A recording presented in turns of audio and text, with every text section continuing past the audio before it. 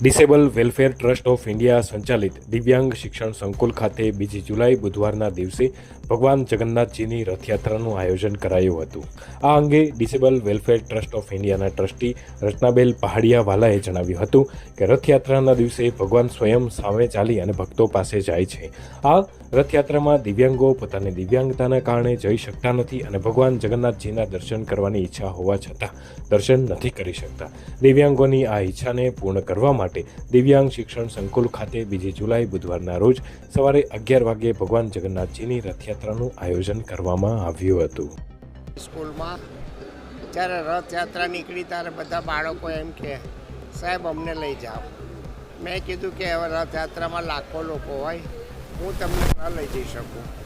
મેં પૂનમબેનને પ્રાર્થના કરી કે અમારે ત્યાં રથયાત્રા કાઢો અને અમારા બાળકોને ભગવાન જગન્નાથજીના આશીર્વાદ અપાવો. બોલો જય જગન્નાથજી કી જય. જગન્નાથજી ભગવાન બધાની ઈચ્છા પૂરી કરે. આજે અમારી સંસ્થાને 29 વર્ષ પૂરા થયા છે. એ નિમિત્તે ભગવાન જગન્નાથજી અમારે ત્યાં આવ્યા.